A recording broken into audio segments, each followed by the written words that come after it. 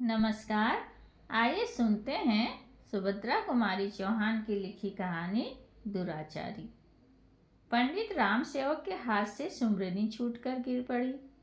वह झल्लाए से उठकर पूजा की कोठरी से बाहर बरामदे में चले आए। बरामदे से गाना और भी साफ साफ सुनाई पड़ने लगा। मुंशी दयाशंकर के तिमंजिले पर से कोई कोकिल कंठ गा उठी, निर्भरन कैसे जाऊं। सचमुच गीत बहुत ही मधुर और गाने का ढंग अत्यंत आकर्षक था। पंडित राम सेवक लाख प्रयत्न करके भी माला जपने में सफल न हो सके। जब राम नाम का गढ़ इस गीत के सामने टूटकर गिर ही पड़ा, तब पंडित जी सुमरनी एक तरफ रखकर बरामदे में एक स्टूल खींचकर बैठ गए। दया शंकर की कोठी की तरह मुंह करके वे संगीत का सुख लेने लगे। गायिका गा रही थी, डगरी चलती मोसेरार करती है, बहिया पकड़ी मोरी ढीठ कनाई। पंडित जी संगीत इतने तन्मय होकर सुन रहे थे कि वे अपने पड़ोसियों का आना भी न जान सके। उनकी तंद्रा तब टूटी जब उनके पड़ोसी किशन ने उनके कंधे पर हाथ धरते हुए पूछा, पूजा हो गई पंडित जी? पंडित जी खिसियाए से बोले, कहाँ की पूजा, कहाँ का पाठ भाई? जब से यह पड़ोसी आया है तब से सुबह गाना, शाम को गाना, दोपहर को गाना, गाना छोड़कर जैसे उसे कुछ और काम ही नहीं है। रेडियो तो रेडियो, अभी एक नया तूफान और खड़ा किया है। जीवन बोला, भाई कुछ भी हो, बुरा चाहे भला, पर मोहल्ले में जान सी आ गई है। और सच बात तो यह है कि गाना मुझे बुरा नहीं लगता पंडित जी, कह के वह मुस्कुराया। पंडित जी तिलमिला से उठे, बोले, तुम्हें क्यों ना अच्छा लगे? मुंशी दयाशंकर की कोठी पर तुम्हारी शाम जो कट जाया करती है। बड़े आदमियों के साथ उठते बैठते हो और पान सिगरेट ऊपर से मुफ्त का, पर यहाँ तो इस गाने बजाने के मारे पूजा पाठ, धर्म कर्म सब डूबा जा रहा है।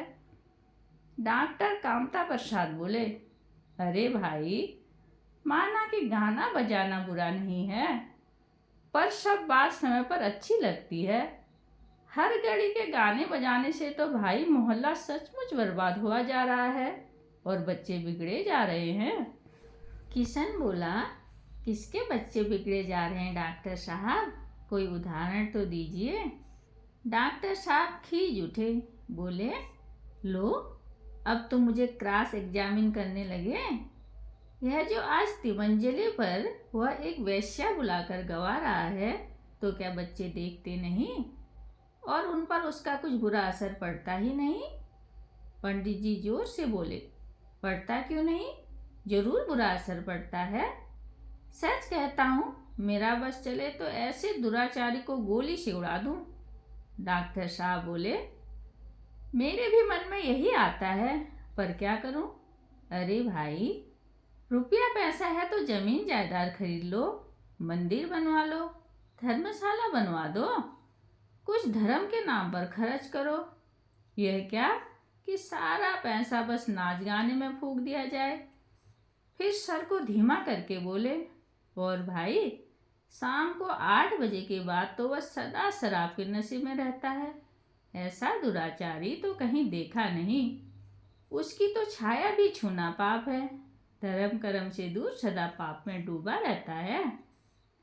पंडित जी ने जीवन की ओर देखा, फिर बोले, ना भाई, ऐसी बात जीवन भैया के सामने न कहो। जीवन भैया की शाम तो प्राय वहीं कटती है, और कौन जाने, घूंट दो घूंट चढ़ भी जाते हो तो कुछ आश्चर्य नहीं। संगति का असर तो पड़ता ही है। बात अधूरी ही रह गई।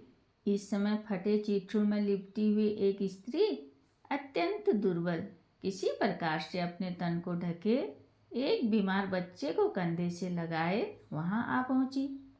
बच्चे को वहीं सुलाकर वह दोनों हाथ जोड़कर धरती पर माथा टेक कर बोली, पंडित जी, पैरों पड़ती हूँ, ताला खुलवा दीजिए। लड़का बहुत ज़्यादा बीमार है, परदेश में कहाँ जाऊँ?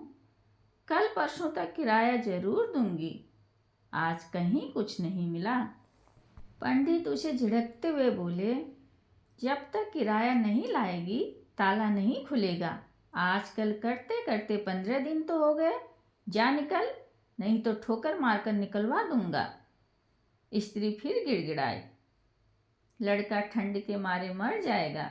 मालिक, ओढ़ने बिछाने का कपड़ा सब भीतर बंद है, जैसे आपके ही जिलाने से जीते हैं, दया करें मालिक।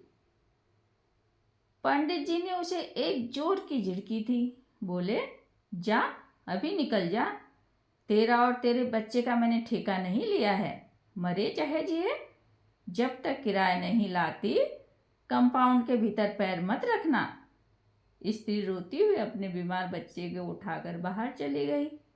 न जाने क्या सोचकर जीवन भी उस स्त्री के पीछे पीछे उठकर चला गया। शायद एक गरीबनी के प्रति इतनी कठोरता उससे सही नहीं गई। जीवन के जाते ही पंडित जी किशन और डॉक्टर साहब की तरह मुखातिब होकर बोले, बदमाश है साली, जब तक इनके साथ इस तरह पेश से ना आओ किराया देते ही नहीं। यह नहीं कि इनके पास है नहीं है, पर देने की नीयत नहीं है।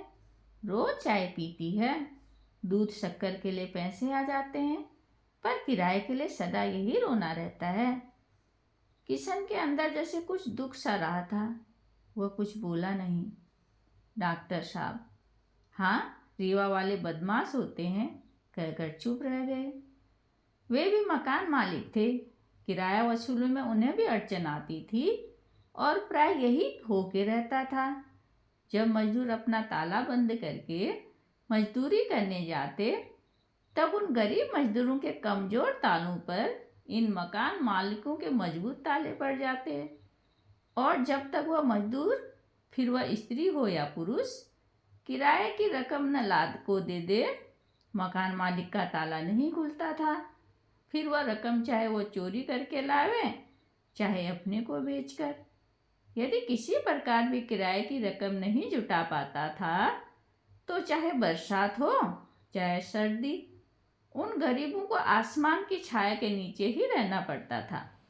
किशन और डॉक्टर साहब उठकर जाने को ही थे कि एक और दुबला पतला बूढ़ा व्यक्ति तिलक लगाए लाठी के सहारे आकर खड़ा हो गया। डॉक्टर साहब और किशन के सामने कहने में कुछ संकोच सा अनुभव करते हुए भी न जाने क्या सोचकर बोला, मालिक, आज बड़ी आफत में पड़ गया हूँ। 10 रुपयों की बहुत ज़रूरत है। बहू को बाल बच्चा हुआ था, बुखार आ गया था, अब हवा लग गई है तो वह अर्र बर्र बकती है, बहुत गाफिल है। मेम आई थी देखने, 10 रुपये की दवा लिख गई है, आज का काम चला दो मालिक, आप ही का भरोसा है। पंडित जी ने बूढ़े की ओर घूर कर देखा। बोले, कोई जेवर लाए हो दीनू पंडित, या वैसे ही रुपया लेने आए हो? अभी तो पहले के रुपये ही पड़े हैं, एक धेला ब्याज तक नहीं मिला है। दीनू सिटपिटा सा गया। बोला, जेवर एवर हम गरीबों के पास कहाँ है मालिक, आप सहारा न देंगे तो वह मर जाएगी, आप ही उसे जिलाइए, जिंदगी भर आपकी गुलामी करूँगा मालिक। पंडित जी झिड़कते हुए बोले, जेवर नहीं था तो फिर क्यों हाथ झुलाते हुए चले आए? जाओ, रास्ता नापो, और यह सुन लो, पिछला रुपया मैं ब्याज के 7 दिन के अंदर नहीं चुका दिया तो अदालत के जरिए वसूल करूँगा, समझे? बूढ़ा दीनू हताश होकर चला गया। पंडित जी खींचकर बोले, सुबह से शाम तक यह साले रुपया ही मांगने आते हैं, लौटाने की बखत जान पर आती है। किशन और डॉक्टर साहब नमस्ते करके चले गए। उनके मन में क्या था कौन जाने। इस घटना के कई दिन बाद पंडित जी खेत पर जा रहे थे। रास्ते में उन्हें मिल गए जीवन और किशन। पंडित जी ने पूछा, कहीं गए थे क्यों जीवन भैया, दिखे नहीं इधर कई दिनों से? किशन, तुम भी नहीं आए? रामायण भागवत रोज शाम को हुआ करती है, तुम लोगों के बिना सूना सूना लगा करता है भाई, आ जाया करो। धर्म की वार्ता से इतनी दूरी क्यों रहते हो? असर पड़ने लगा क्या पड़ोसी का? किशन चुप रहा, पर जीवन बोल उठा, पंडित जी, रामायण, भागवत और पूजा पाठ से फायदे ही क्या, अगर हम आदमी को आदमी न समझ सके। मैं तो रामायण भागवत का पाठ करता नहीं, पर आदमी को आदमी समझता हूँ।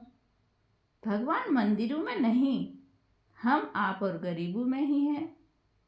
पर किराए के लिए उस दिन जैसा जो कुछ आपने उस गरीब स्त्री के साथ किया, वह उचित न था। पंडित जी हंस पड़े, बोले, जीवन, यही तुम भूल करते हो। अगर मैं कहूँ कि इस घटना के घंटे भर बाद ही उस स्त्री ने किराए के रुपए लाकर दे दिए, तब तो तुम विश्वास करोगे ना कि वह झूठ बोलती थी, और उसके साथ वही बर्ताव होना चाहिए था जो मैंने किया था। किशन बोला, वह स्त्री और दीनू पंडित आपके रुपये दे गया, क्यों?